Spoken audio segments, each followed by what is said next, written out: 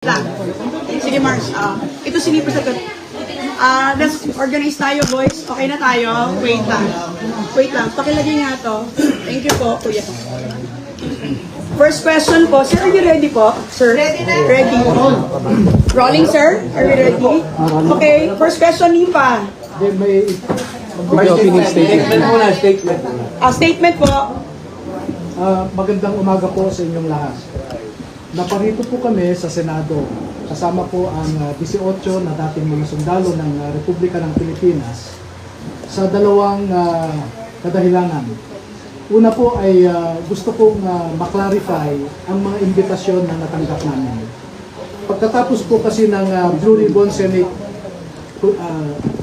Blue Ribbon Committee hearing noong June 4, bandang alas 2:30 po ng hapon, nakatanggap po ako bandang alas 8 ng gabi ng isang imbitasyon na pinapatawag ulit kami sa Senado sa araw na ito, Lunes.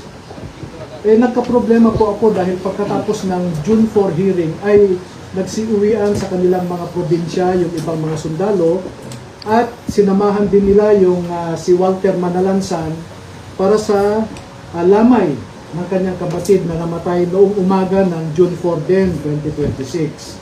Kaya minarapat ko po na sumulat kay Senator Cayetano noong araw din na yon, noong gabing yon, no? So makikita din nyo dito ang in-email ko na sulat, June 4 din ang petsa, humihingi ng guidance kay Senate President Alan Cayetano. At bakit ko po in-address kay Senate President Alan Cayetano ang aking sulat? Despite the fact that some senators are claiming he is no longer the Senate President, I have here a video just 2 days ago na sinasabi ni Senator Erwin Tulfo na ang Senate President pa rin ay si Alan Cayetano. At pwede ko pong ipakita sa inyo yung kanyang video na sinasabi nga na si Senator Alan Cayetano pa rin ang presidente. Kaya ko po in-address sa kanya ang akin. Cayetano is still the Senate President. Sorry po ha. Senator Cayetano is still the Senate President. Because we don't have 13. It's against the law naman. Di ba? For the committees. Simula pa sa contempt, we cannot touch the Senate presidency because we don't have 13. This is what the law says. You have to have 13. Dahil po sa pahayag din ni Senator Erwin Tulfo na yan, na si Senate President Alan Cayetano pa rin ang Senate President, so I address my letter to Senator Alan Cayetano. At sumagot naman po si Senator Cayetano noong Sabado, no? At ang sabi niya rito, if I may read for your convenience the pertinent portion of the letter. Ang sabi po niya sa second paragraph, we must clarify, however, that the hearing purportedly set for 08 June 2026 was not authorized by this office, by Senator Pia Cayetano as committee person, chairperson, or by Senator Rodante Marcoleta. No? So, bakit ko po minarapat na magpunta rito para sana tanungin kay Senator Cayetano itong sulat niya. No? Dahil makikita po din nyo, hindi lang po itong rules ni Senator Robin. Papakita ko po sa inyo yung Section 17 ng Senate Resolution number 5 which was approved on August 9, 2010. No? At ang sinasabi dito, any invitation for a witness or any subpoena should be signed by the chairman of the committee and approved by the President of the Senate. Maliwanag po dito sa Section 17. Kaya po tinignan ko itong imbitasyon, makikita ninyo rito, wala pong pirma yung nagsasabi na siya yung chairman ng Blue Ribbon Committee, wala ring pirma yung Senate President, walang approval. Kaya dyan po kami naguguluhan, no? At bakit ko po nire-raise ito? Dahil naman po sa for our safety and security, no? And we are expecting the good senators to follow their own rules. Itong sinasite ko po na Senate Resolution number 5 provides for the rules governing inquiries in aid of legislation. No? Ito po yung resolution number 5. Okay? So, sana naman po ay sinunod ng sumulat sa amin yung sinasaad ng rules ng Senate. Kaya po kami nagpunta rito kay Senator Robin para mapaliwanagan din kami. Pangalawa po, sa totoo lamang ay we are worried but we are not scared that Mr. Erwin Tulfo, who claims to be the new chairman of the Senate Blue Ribbon Committee, is presiding over this investigation. Kasi po, inaakusahan siya, pero siya rin ang mag-iimbestiga at eventually siya rin ang magdedesisyon. He is the accused or respondent, so to speak, but he is the investigator and the judge rolled into one. Sa isang demokrasya po ay na merong functioning judicial system ay hindi niyo po makikita yung kanyang pangyayari. Na kung sino pa yung akusado, siya pa ang mag-iimbestiga at siya pa ang magdedesisyon kung sino ang nagsisinungaling at kung sino ang nagsasabi ng totoo. And of course, by human nature, we don't expect Mr. Erwin Tulfo to admit his guilt. And therefore, by human nature also, it is predictable that he will cite all of us as liars. And pursuant to his power as chairman of the committee, and that is debatable, he can cite us in contempt, he can punish us, and he can send us to jail. And for these purposes po, I will cite to you Section 18 po of the same Senate Resolution number 5. Nakalagay po dito, 18, no? Contempt. Contempt. Makikita nyo dito, ang sinasabi,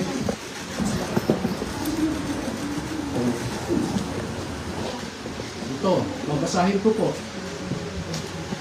The chairman, with the concurrence of at least one member, may punish or cite in contempt any witness before the committee who disobeys any order of the committee or refuses to be sworn or to testify or to answer a proper question by the committee or any of its members or testifies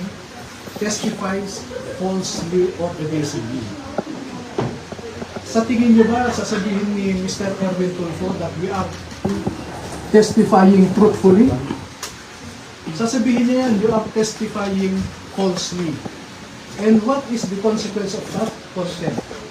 And once you are cited in contempt, itong rule po na ito ay in-amend ng Senate. We have resolution number 145. Senate resolution number 145. Ang matindi po ikukulong kami. No? Ito,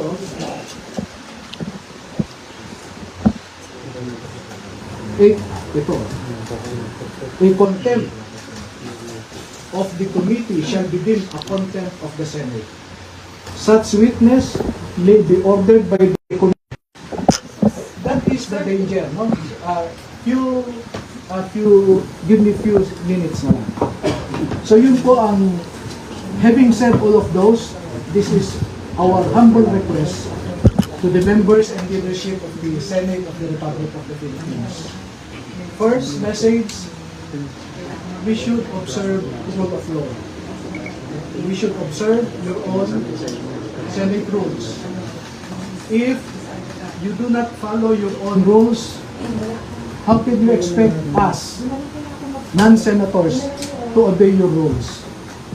Second, we humbly ask, we respectfully ask the members and the leadership of the Senate of the Republic of the Philippines to observe statesmanship, not brinkmanship. We observe delicadeza. Delicadeza is addressed to the senses of the senators who were named in the affidavit of the 18 former soldiers.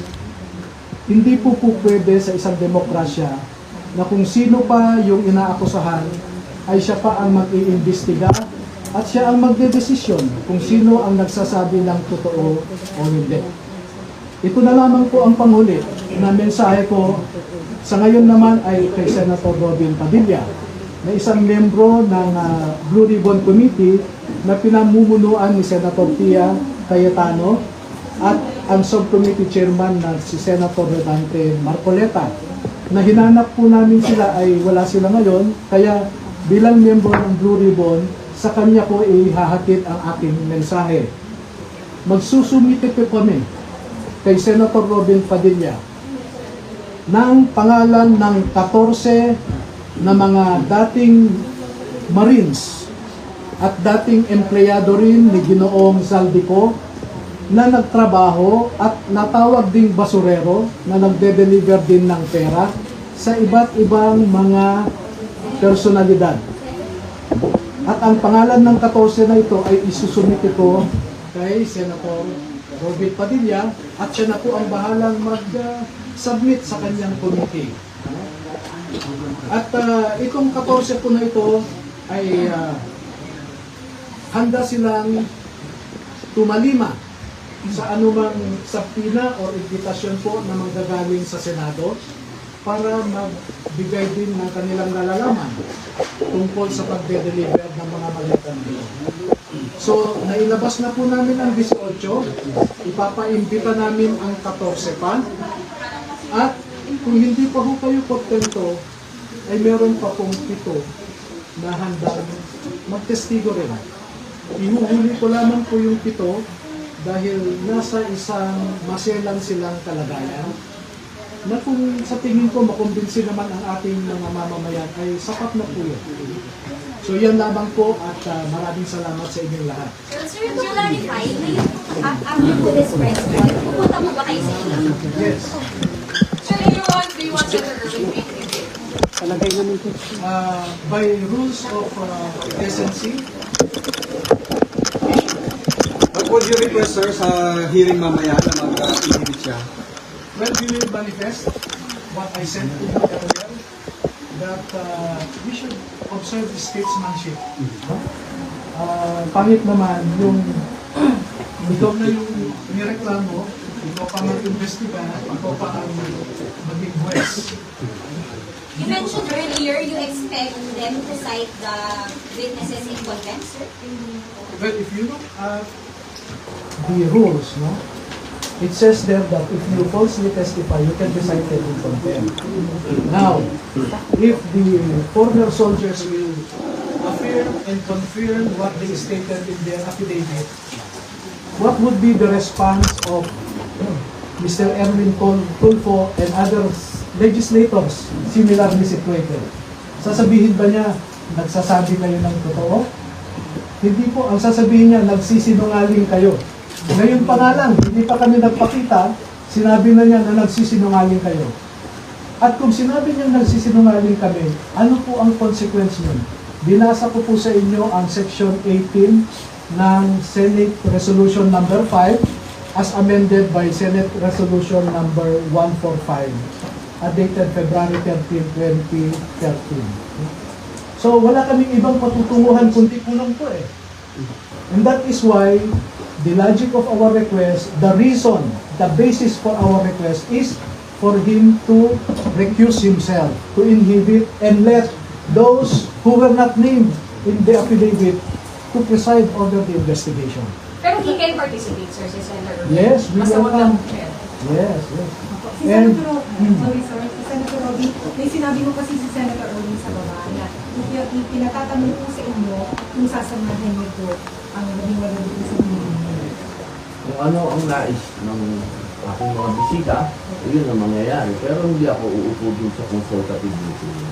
And sir, may po, Dahil po, we will not oblige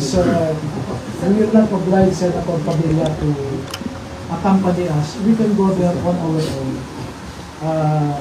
I want to impress upon you, dear media members, that we are acting on our own. We are not upon the dictates of anyone.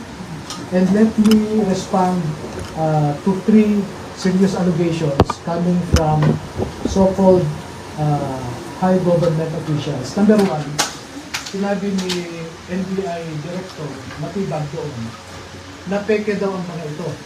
Hindi raw sila dating mga sundalo. Okay? Yan ang allegation niya ngayon. Pero hindi ba stop ang grupo niya? Ito, basahin ko yung natanggap kong investigasyon. Nakalagay dito. We invite Atty. Baligon and the former enlisted personnel of the Philippine military. Ito, yung grupo mismo ni Mr.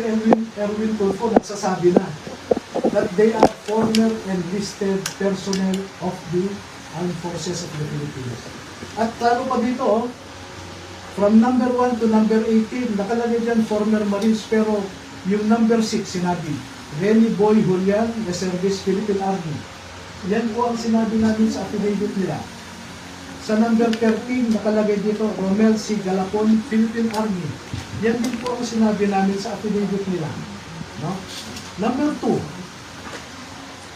kung peke kami, ano ang resulta ng dalawang pagkakataon na tinawag kami ng NBI sa National Bureau of Investigation na ang purpose nila was to conduct an identity verification of the 18 former soldiers. At dalawang beses nilang na-prove na totoo yung sinasabi na 16 ang dating Marines, dalawa naman ang dating Army. Pangatlo, bakit niya namang sasabihin na nagsisinungaling ang mga ito? Eh siya mismo, nagsumite siya ng affidavit ng mga sundalo sa ombudsman. At yung panel of investigators ng ombudsman na pinapangunahan ni retired General and Attorney Eliseo Cruz ng ombudsman, no? Eh binanggit nila yung affidavit ng dalawang dating sundalo doon sa fact-finding nila against former Speaker Martin Romualdez, former Congressman Saldico, at a certain Attorney Raulito Paras. Nandun po sa report ng panel of investigators ng ombudsman. E anim po yun na mga abogado ng ombudsman. So sino po ang nagsisinungaling? Noon pa ay sinasabi ko, si Matibag ay isang political operator, hindi po yan investigador. At ang ginagawa niya ngayon ay pinupolitika niya, hinahatak niya ang National Bureau of Investigation sa isang political exercise. Sana hindi masira ang NBI as an institution. Pangalawa, narinig namin kanina, nagmamonitor ako na ang sabi ni Senator Erwin Tulfo ay bogus daw ang mga ito. Eh kung bogus ang mga ito, eh bakit pa siya nagpadala at sinabi na former enlisted personnel ng Armed Forces of the Philippines ang mga ito? No? I think there is duplicity in the words of coming from the mouth of Mr. Erwin Tulfo. Attorney, anong masasabi niyo doon sa binabanggit ng NBI na may inconsistencies doon sa naisubmit sa ombudsman doon sa naging testimonya nila sa Senado ng Huwebes? Sabi ko na, sabihin niyo yung inconsistencies, no? And by the way, Halimbawa, sir, yung binabanggit nila, nakalagay doon sa original na affidavit ng 18 na may mga pulis na namboreki doon sa maleta. Pero doon sa ombudsman, nakalagay na lang doon na may mga pulis na tumulong para mag-deliver ng mga maleta na wala na yung pagboreki niya. alam niyo, ito, ang pagbasehan po ninyo sana ay yung pirmado at notaryado na affidavit ng mga ito. Kasi may mga kumalat na may mga nagdagdag o may nagbago at ibinibintang nila sa amin yun. Eh dapat na makasuhan yan si Bat. He relies on a fake document and puts the blame on us. Anong klaseng investigador yan? Nevertheless, as I said earlier, no less than the panel of investigators of the Office of the Ombudsman lend credence to the allegations of the 18 Marines. So how about the claims na kasama daw po si Senator Loren Legarda dun sa affidavit? Hindi in-expound nung last Eh, dapat sada kasi nag-attend sila ng Senate Blue Ribbon Committee hearing para sila ang nagtanong. ba't nila kami pagbibintangan kung wala namang nagtanong? Diba? Pero nandun din sa affidavit, sir. Nandun po sa affidavit eh. Nag-deliver din po kay San Loren at kay San Mark. Sa, Hindi po nila binabawi yung sinabi nila na nag-deliver sila kina San Loren sa San Loren. kami po ay kwan, no? Let me clear this out with you now. Noong in-interview ako sa, I think it's the group of Edwin Gao, no? Merong babae doon na kwan eh. She was not interviewing but rather, anyway, ang sabi sa akin, Atty. Bakit nasama si Laila de Lima sa listahan ng mga Congress members na hindi naman siya membro ng Kongreso noon? No? At pinapalabas nila ngayon, nasa kulungan pa raw si Laila de Lima noon, paano siya makatanggap? No? At dahil po dun sa pagtatanong, ang sabi ko ay, ang nabanggit kasi ng mga dating sundalo ay Congresswoman Laila de Lima. At ang explanation nila sa akin ay, sir, nung ginagawa kasi natin itong affidavit, bandang February, ay Congresswoman na si Laila de Lima. And out of respect, we addressed her as Congresswoman Laila de Lima. At ako naman, ay isinama ko nga siya, no? Doon sa listahan ng mga Congress members. But that is a peripheral issue. The central issue is, did she receive or not? And minemaintain po sila, minemaintain nila na nakatanggap sila. Sir, when, How about kailan sila yun, Senator sir? Loren and Senator Sir Mark Mark, Villar? ano po yung nakalagay po sa affidavit? Okay, ganun po, no? Noong in-interview ako nila Edwin Gao, sometime first week of March yan. So pinatawag ko sila lahat, no? Sabi ko, klaruhin nga natin ito. Bakit nyo nasabing Congresswoman Laila de Lima? So in-explain nila. At dahil hindi ako nakontento, pwede bang isa-isahin natin ang bawat pangalan na binanggit ninyo? So ilang araw po kami kwan, nag-review, no? O, sabi nyo, ikaw, Tube, sabi nyo ganito, i-confirm nyo sa akin. So mahabang proseso, no? Meron pong, at ito, with all sincerity, we are man enough to admit a mistake and brave enough to correct it. Okay? Doon po kay Senator Villar, sabi nyo, no? Wala pong binabago doon. As is po yan, no? Kay Senator Chis Escudero, kasi siya yung minority yata noon, no? Si Mark, si Senator Loren, ang magkakasama sa majority. Magkakasama sila Tulfo noon, no? Tinanong po kay Chis Escudero. So, ang nangyari po ay, sir, meron pa kaming hindi na ibigay sa iyo na picture eh. So, nagbigay sila ng mga pictures, no? Na doon mismo sa bahay ni Senator Chis. So, remember, this happened in March, yung pag-review namin. March, ano pong year? 2026, March. Majority pa yata sila Senator Loren noon. Ano po, no? Pati si Mark Villar, etc. Ngayon, pagdating kay Senator, yun nga, Mark Villar, sabi ko, iklaro nyo yan.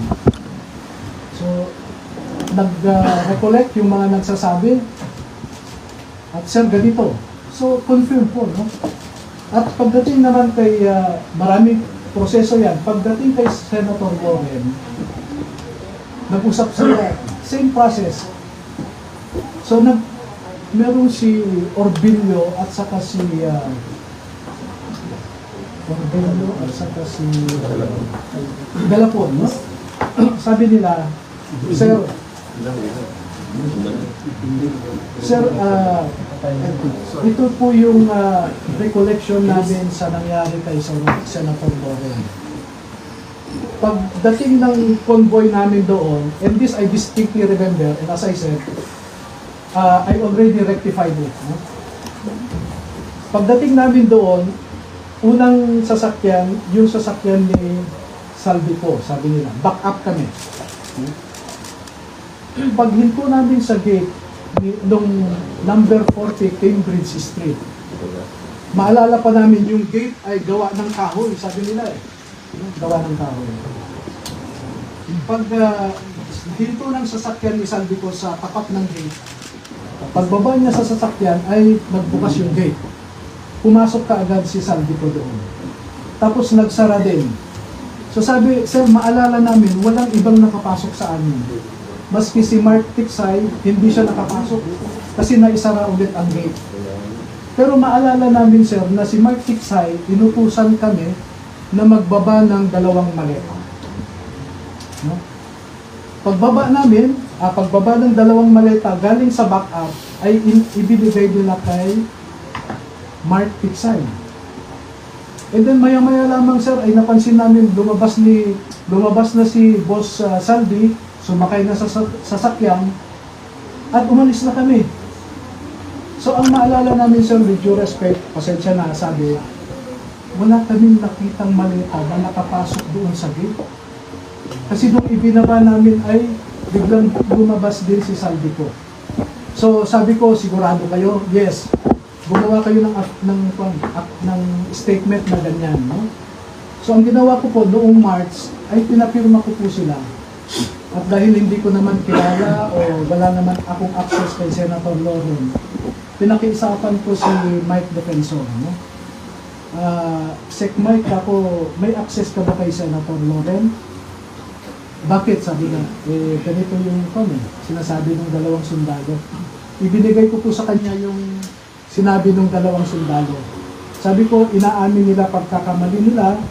Kung gusto ni Senator Loren na kasuhan yung 2, ibinibigay po ang ebidensya. Pwede niyang kasuhan ng perjury yung 2 kung gusto niya. Pero as I said, we are man enough to admit a mistake and brave enough to rectify it. Okay? Second po, na gusto kong i-emphasize sa inyo, yung napangalanan sa affidavit na yan, gaya ng sabi namin sa affidavit, yon lamang ang naaalala nila noong ginawa yung affidavit na yan. In fact, marami pa pong iba eh. Ang sabi nga sa akin, sir, pwede mo ba kaming isama sa Senado at saka sa House of Representatives para kung mag-session sila, ay mamukhaan namin kung sino yung mga nakita namin na hindi namin maalala yung mukha o ang pangalan. Bakit? Sir, kasi yung napangalanan namin dyan ay yun lamang yung mga sikat, nakikita namin sa TV, sa news, sila yung popular, sila yung palagi namin nakikita, kaya yan ang maalala namin. At yan po, nandun sa affidavit nila. Sinabi po nila yan. Sir, clarification. So, nagpunta po sila sa bahay ni Senator Loren. Pasok si Zaldi, pero walang maleta ang pinasok. Yun nga po ang recollection nila after, no? Nung Kaya, March. Oo, na, sir, naalala namin, pag hinto ng sasakyan, bumaba si Boss Saldi, bumukas na rin yung gate. Supposedly bahay po ni Senator Loren. Oo, yun ang... Hindi po nila nakita si Senator Loren. Hindi po. Kasi po ang style nila yan, may everyday po may detail yan eh. Kung ano yung assignment nila, kung ano yung lakad, no? So, pwede po ang ipakita sa inyo, sa oras na ito, pupunta si Saldico dito. So, may schedule sila. Bakit po yun lang nagkakaroon ng correction? Bakit yun lang po? Ay, March po mo yun. March pa yung... After nung interview, Pinakorrect nila. Pinakorrect. after nung interview kay Ed Lingao, Pero hindi pa nababago, sir, yung affidavit ninyo sa ombudsman kasi nandun pa rin yung pangalan ni Senator Loren Legarda yes, sa ombudsman. totoo po yan. Hindi namin. Kaya ang sabi ko nga, pakibigay ito kay Senator Loren tapo kay Mike Defensor. Para kung sa tingin niya, agrabyado siya, eh ito yung pag-amin ng 2. Tapo. At pwede niyang gamitin ito. Would you submit sa ombudsman, sir, ng pag-rectify doon sa pangalan niya? Hindi ko pa po sinasubmit. Attorney, Pinakayaan ko lang muna. And I will let Senator Loren take what to vindicate herself also. nakausap niyo na po si si Senator Loren about this? Bago pa po yung nangyaring Thursday na pagharap po nila sa plenary. Ay, hindi po. Never, wala akong access. Wala akong contact.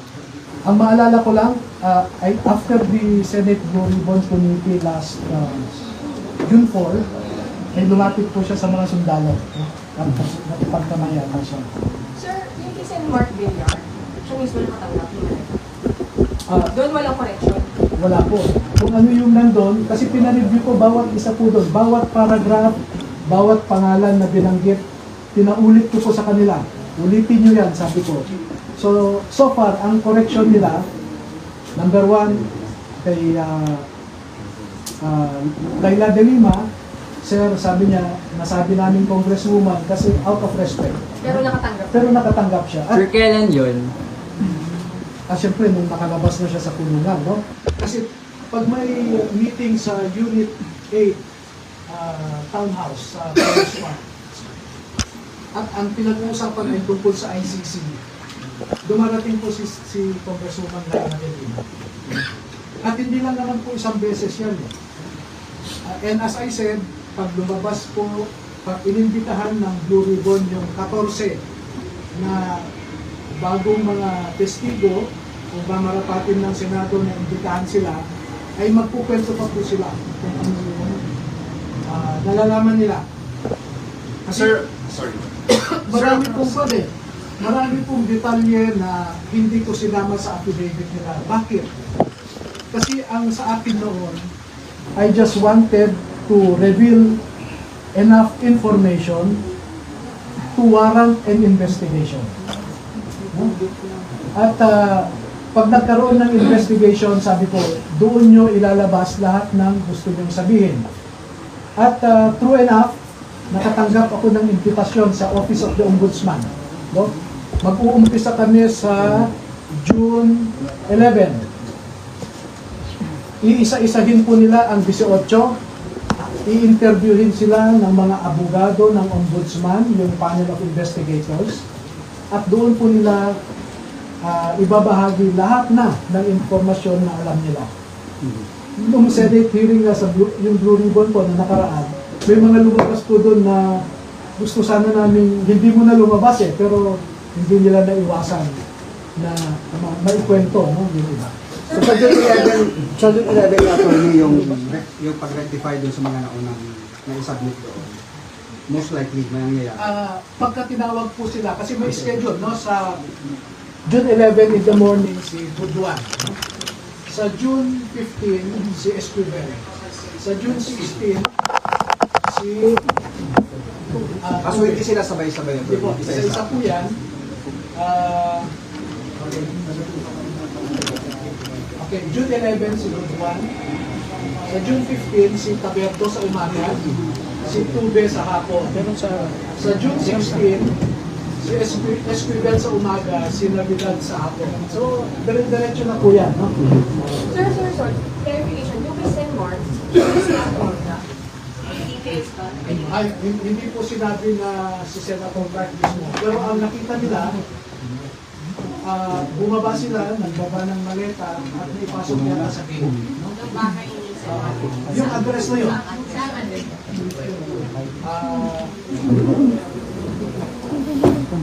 Do you have time to wait for my answer? Attorney, nakita ba nila na tumagat ng maleta si Senator Mark? Hindi, sabi nga nila, hindi nila nakita si Senator Mark, pero naipasok nila yung pera sa compound, no? Sa loob. Sa bahay niya. Saka kailan po? Kay Senadora Loren, attorney, nakita rin ba na tumanggap siya ng maleta? Ay, hindi nila nakita. Hindi nila nakita. Pero bahay. Pero walang pumasok na maleta sa bahay. Yun po ang naging clarification. Kasi parang sandali lang daw pumasok si Pan si Saldi. Pagpasok niya, naisara daw yung gate, so pati si Mark Pixay naiwan sa labas. So hindi nila alam kung pag-alis nila, may pasok na ibenta nila. Kasi paglabas ng Juan, pagbukas ng gate, lumabas si Saldi mo, sumakay ka agad sa sasakyan. Hindi, ang sabi nila, sir, malamang isinakay ni Mark Pixay sa sasakyan ni Saldi. Pero pumunta na sila sa next destination. Naibigay ba kay Senadora Loren? May knowledge pa sila kung may naibigay? Yun po ang salaysay nila ganito na lang, no? As I said, I actually armed Senator Loren Legarda to go after the two if she gives it back. So yung Mr. Mark, Villar.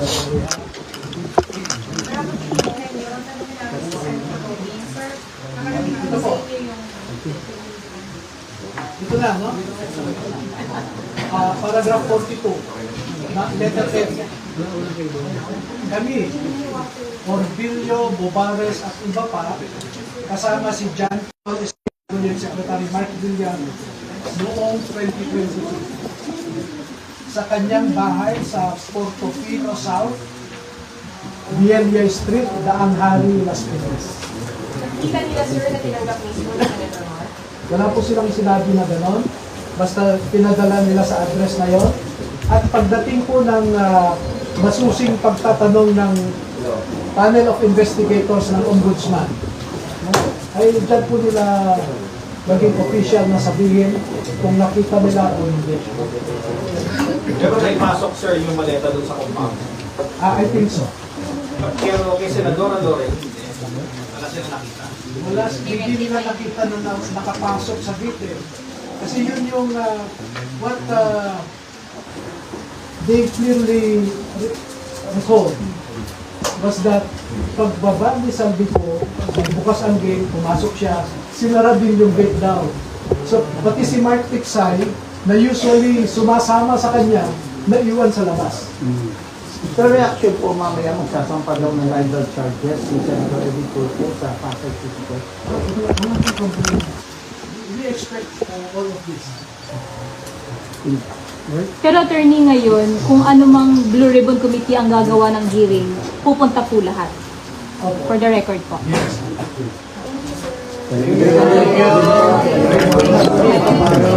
So yun yung press conference si Atty. Baligod kasama Senator Robin Padilla at itong 18 Marines. So nananawagan itong si Atty. Baligod na mag-inhibit itong si itong si Senator Erwin Tulfo dun sa pagdinig ng Blue Ribbon dahil malaki daw ang posibilidad na sila ay i-cite in contempt at ikulong dahil sigurado naman daw na itatanggi at ni Senator Erwin yung mga paratang sa kanya at sasabihan sila na nagsisinungaling. So enough grounds daw yun para i-cite in contempt sila. So sinasabi ni Atty. Levy Baligod na bukod dito sa 18 Marines ay may 14 na dating Marines pa handang humarap sa pagdinig at may naka-reserve pa sila na 7 na handang humarap dito sa investigasyon. So lahat daw ng uri ng investigasyon ay handang harapin itong 18 Marines. At may paglilinaw din sila dun sa akusasyon dito kay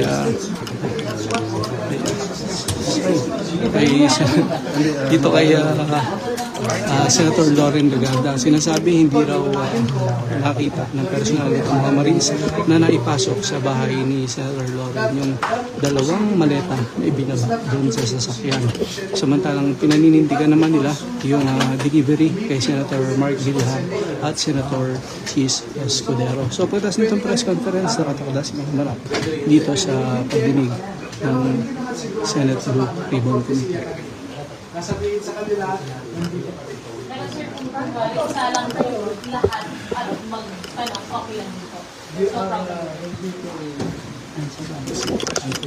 Kasi po sa mga susunod na.